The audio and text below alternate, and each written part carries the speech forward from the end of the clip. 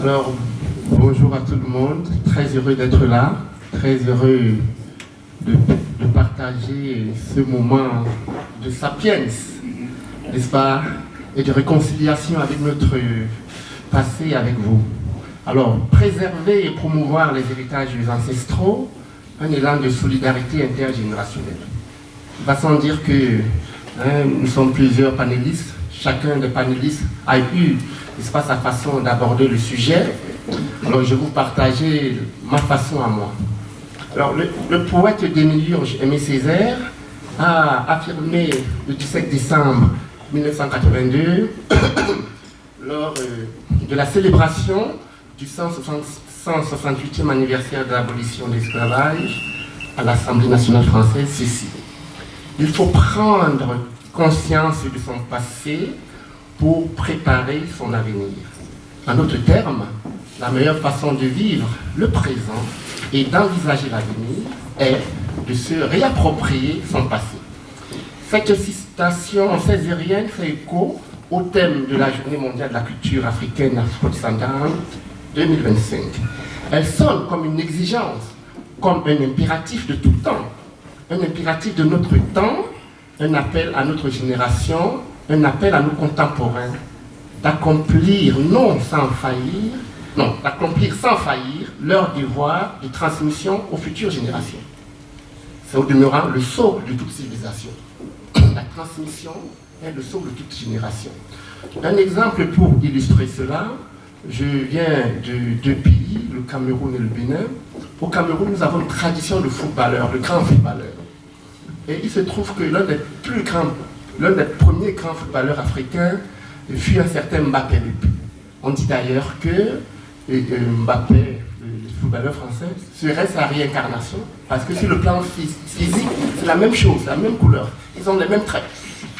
Et donc on a eu des grands footballeurs comme Mbappé qui fut, je pense, un des premiers ballons d'or africains. Et après lui, il y a eu Roger Mila qui est venu, qui voulait, n'est-ce pas, faire au moins autant que Mbappé. Et après Roger Mila, il y a d'autres grands footballeurs qui ont suivi, Oman Biyi, Eto'o-Fils, etc., etc. Donc vous voyez comment il est important que vous voyez vous-même comment, n'est-ce pas, le passé peut influencer le présent et l'avenir. Il faut donc à tout prix, à tout moment, toujours se fonder sur ce passé-là. Parce que s'il n'y avait pas eu de Mbappé, il n'est pas certain qu'il y aurait eu Roger Mila. Il n'est pas certain que s'il n'y avait pas eu Roger Mila, il y aurait eu Eto'o-Fils. Parce que d'ailleurs, Eto'o-Fils se revendique de Roger Mila. Donc, c'est important que le passé soit enseigné et que le passé soit promu. Et la question majeure, donc, ici, sera de savoir quels sont, je vais dire par rapport à notre thème, quels sont dans l'historiographie et l'histoire africaine les héritages ancestraux que nous devons promouvoir et perpétuer. Alors, l'épistémologie, qui est la science de la connaissance, nous dit que la méthode est la mère de la science. La méthode est la mère de la science. De ce point de vue, donc, mon propos sera diadique. C'est-à-dire, il s'articulera en deux phases.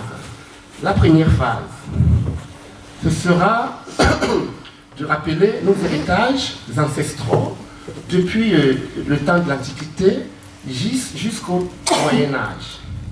Et la deuxième phase, n'est-ce pas, nos héritages ancestraux depuis le Moyen-Âge, n'est-ce pas, jusqu'au temps, en passant par les temps modernes, les temps contemporains. Alors, il importe quand même de dire que l'Afrique a été victime. Alors, d'ailleurs, le poète, le père de la modernité scientifique, je veux dire, Cheikh Anta Diop, nous enseigne que la falsification de l'histoire africaine est le plus grand crime, n'est-ce pas, qu'a connu, dont a été victime l'humanité. La falsification de l'histoire africaine. Notre histoire, malheureusement, a été falsifiée et beaucoup d'entre nous ne le savent même pas. Il y a ce qu'on appelle l'oubli de l'oubli. Et plus encore, il y a ce qu'on appelle également il y a ce qu'on appelle également la conspiration du silence. C'est-à-dire qu'il y a des choses qui sont qui appartiennent à notre passé, il y a des réalités qui appartiennent à notre histoire, qui sont connues, mais elles ne sont pas dites. Elles ne sont pas dites et c'est volontaire qu'elles ne sont pas dites, qu'elles ne sont pas enseignées. Je vais donc revenir très rapidement sur nos héritages à partir de l'Antiquité et évoluer. Au sujet des héritages datant de l'Antiquité jusqu'au Moyen-Âge, les Africains de l'Antiquité et du Moyen-Âge ont inventé l'écriture, les arts, les mathématiques, la médecine, la pharmacie, la navigation, l'astronomie, l'architecture, la géométrie, le calendrier, etc. et ont trouvé les moyens de sauvegarder durablement et de diffuser à plus large échelle leurs idées, leurs savoirs, leurs croyances aux autres peuples de l'Antiquité comme les Grecs, les Perses et les Arabes. Ils furent au demeurant des pionniers en matière de diplomatie culturelle. En fait, les idées, les valeurs, les créations artistiques antiques et celles de l'Afrique impériale, parce que conçues pour être en harmonie avec les forces visibles et invisibles de l'univers, jouent un rôle non seulement spirituel, mais aussi éthique et esthétique. C'est dans le même sillage que se situent les 42 lois de la Mahat, qui sont antérieures, n'est-ce pas, aux 10 commandements, n'est-ce pas, des chrétiens. Aussi, parmi les inventions africaines antiques et impériales qui fascinent et méritent d'être enseignées aux générations présentes et futures du continent, à sa diaspora, mais mieux encore à l'humanité tout entière, il y a le papyrus, l'ancêtre du papier, qui fut le premier support souple d'écriture dans l'histoire humaine. Il fut inventé par les ancêtres des Égyptiens anciens, n'est-ce pas, à savoir les Anous, encore appelés Éthiopiens anciens, implantés aujourd'hui au Soudan. C'est la mise en commun de ces différents papiers, ou papyrus, qui donnera naissance au premier livre de l'humanité, connu sous le nom de... Qui connaît dans la salle? Premier livre de l'humanité. Alors, qu'on appelait malencontreusement, n'est-ce pas, Dastotenbo, le livre des morts. Mais en fait, son vrai nom, c'est le livre de la sortie à la lumière. Nos ancêtres avaient donné à ce titre, à ce livre-là, le titre de livre de la sortie à la lumière. Donc, comme là encore, il y a eu une sorte de falsification. Alors, la collecte et le rangement des livres mis ensemble, n'est-ce pas, dans cette Afrique ancienne et profonde, donnera naissance à la première bibliothèque. La première bibliothèque qui est connue, qu'on appelle la bibliothèque, n'est-ce pas, d'Alexandrie, qui date de la période de l'Antiquité. Alors, on n'oubliera pas les techniques africaines inégalées de la momification qui ont permis de garder intacts jusqu'à nos jours les corps de nombreux pharaons, pourtant décédés il y a plus de 3000 ans. On notera aussi l'invention du calendrier par Dioti, Ditote, de la semaine de 7 jours, l'invention de la navigation, de l'architecture, du monothéisme, des théorèmes dits de Pythagore et de Thalès, datant de plus de 1200 ans, avant même la naissance de Pythagore et de Thalès. Tout ça sont des réalités africaines, des savoirs africains que peu d'Africains ignorent et que le monde ignore. Voilà.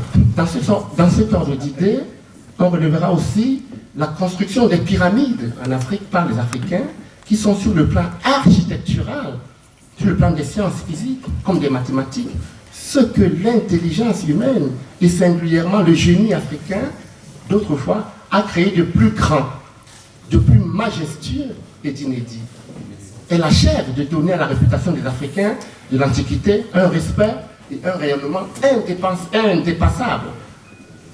Dans le sillage des héritages acquis et à transmettre, on note également, au Moyen-Âge, la célèbre charte du Mandé, préalablement connue sous le nom de Serment des chasseurs, reconnue comme l'une des premières chartes des droits de l'homme. Bien avant même toutes les chartes européennes qu'on nous brandit, les Africains avaient déjà une charte des droits de l'homme qui affirmait, n'est-ce pas, l'égalité entre tous les humains, l'égalité entre hommes et femmes, etc., etc. Le respect de toute vie. Alors cette charte demandée date de 1222. Elle a été inscrite en 2009 sur le site du patrimoine culturel et matériel de l'UNESCO. Et nous devons toutes ces connaissances, tous ces savoirs-là à notre ancien Youssouf Tata Cissé, que j'ai connu personnellement, qui était très très grand monsieur. Alors, au sujet des héritages modernes et contemporains qui méritent également d'être enseignés et promus aux générations présentes et futures. Rappelons-le, les victoires comme celle d'Adwa en Éthiopie, la victoire de Vertières à Haïti, sans oublier les noms de tous les grands inventeurs noirs, doivent être non seulement préservés, mais promus au quotidien dans le cadre des programmes scolaires de la nouvelle école africaine qui vient. Au sujet de la bataille d'Adwa, un mot, c'est en 1896 que l'armée éthiopienne, aidée par son peuple, mobilisé pour défendre sa dignité et l'intégrité de son territoire, infligea aux forces impérialistes et racistes italiennes l'une des défaites les plus humiliantes de l'histoire des occupations coloniales en Afrique. C'est un événement, malheureusement, qui est très peu connu, n'est-ce pas, par les Africains eux-mêmes et par le monde. Et cet événement eut à l'époque un vif retentissement dans le monde d'alors. De fait, il remettait en question la supériorité proclamée de l'homme blanc depuis l'avènement de la traite face à l'homme blanc. Une autre date marquante, un autre événement historique marquant est la bataille de Vertières et la proclamation de l'indépendance de Haïti comme première république noire. La bataille de Vertières est pour Haïti et le monde noir la fin d'une longue et sanglante période de domination exclusive du monde blanc sur le monde noir. Haïti brise pour la première fois les chaînes de la servitude et proclame l'indépendance de la première république noire libre. Césaire, à ce propos, disait: pour la première fois, n'est-ce pas, l'homme noir s'est levé et a dit qu'il croyait en son humanité. Maintenant, quelques grands inventeurs à connaître. Notre aîné Pape en a parlé très brièvement, c'est sûr qu'il reviendra sur ce sujet-là. Mais je vais donner quelques grands noms quand même d'inventeurs qui ont facilité la vie des humains, qui se trouvent être des Noirs, mais très peu d'Africains le savent. Et lorsqu'on ne le sait pas, on n'a pas la force, le courage soi-même de pouvoir inventer, créer également les choses. Or, lorsqu'on est conscient que son père, son grand-père, ses anciens, n'est-ce pas, ont participé, n'est-ce pas, à la modernisation, à la civilisation humaine, alors on se retrouve armé déjà intellectuellement, psychologiquement. Or, tout ça également participe de ce que j'ai appelé la conspiration du silence. Ce sont des choses qui sont sues, n'est-ce pas, en Occident, mais qui sont tues. Pas suivies par tout le monde en Occident non plus, n'est-ce pas, par ceux qui s'en intéressent. Alors, quelques grandes créations, quelques grands inventeurs. Alors, et la lampe électrique. L'auteur, un certain Lewis Howard, Latimer. Le feu de circulation et masque à gaz, un certain Gareth Augustus Morgan. L'antenne parabolique, un certain Granville Woods. L'ascenseur, un certain Alexander Miles. Et les bouches de secours incendie, un certain Richard Winter. Les freins de voiture, un certain John Smith. Invention qui date de 1872. Les réfrigérateurs, par exemple, également, fut inventé par un certain John Steinhardt, 1891. La machine à écrire, Lee Burritt. L'aiguillage des trains, un certain William Burr. Piano électrique, Joseph Dixon. Les vitesses automatiques, un certain Richard Spike. Son brevet date de 1932. Etc., etc. Le peacemaker, par exemple, voilà. Peacemaker, un certain Otis Boykin. La transplantation du rein, un certain Samuel Kuntz. Alors, d'autres grandes inventions ont été réalisées par des savants noirs, comme la table de repassage, la tondeuse à gazon, le shampoing, le savon, l'encre, des noms que l'histoire a mis de côté, mais que de nombreux chercheurs tentent aujourd'hui de réhabiliter et dans les manuels d'école et dans les esprits pour que leurs inventions et leurs savoirs ne soient pas oubliés. Alors, pour ne pas conclure, dans le registre des héritages également, il y a des héritages à ne pas transmettre. Il y a des héritages à transmettre, comme tout ce qu'on a évoqué. Maintenant, les héritages à ne pas transmettre, j'ai pensé par exemple à la terminologie, au concept qui sont développés et que nous perpétuons nous-mêmes. Par exemple, le concept d'esclave qui nous a attribué, qui nous colle à la peau, anciens esclaves. Mais non, nous ne fûmes jamais des esclaves en vérité. Nous sommes des agressés, victimes d'agression, des barbares. Nous étions tranquilles chez nous, ils venaient nous agresser. Donc nous ne sommes pas des... Il faut également dans cette transmission des héritages, revoir la terminologie, revoir les concepts. Donc, à la place d'esclaves, nous sommes des victimes des agressions racistes, impérialistes, capitalistes. Au niveau du terme afrodescendant, il y a également une évolution du terme, n'est-ce pas, la place d'afrodescendant, on dit aujourd'hui de plus en plus, et le président John Lussavi le partage avec nous, on parle plus de la diaspora africaine. C'est vrai que nous parlions autrefois de la diaspora, enfin, il y avait la diaspora continentale, qui était faite des Africains, n'est-ce pas, nés en Afrique, dont les parents sont en Afrique, qui se retrouvaient en Occident, un peu partout dans le monde, nous les appelions diaspora continentale, et l'autre diaspora qu'on appelait la diaspora historique, ou alors la diaspora de la déportation.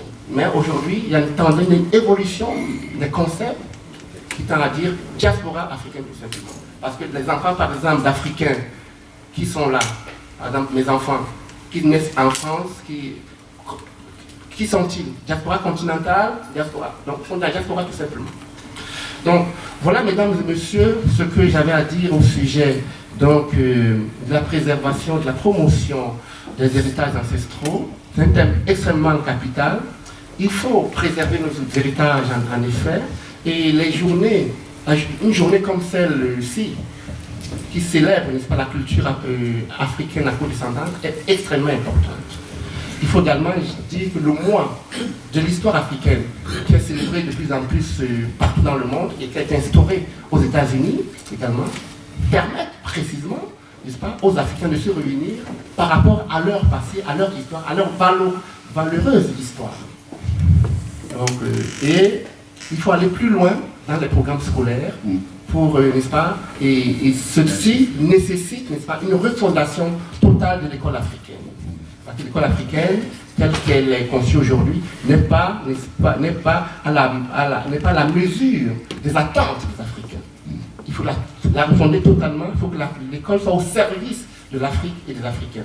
Et dans ce cadre-là, donc ces enseignements, notre véritable histoire, doit être enseignée, promue, et surtout également que les Africains comprennent que c'est dans l'union qu'il y a la force.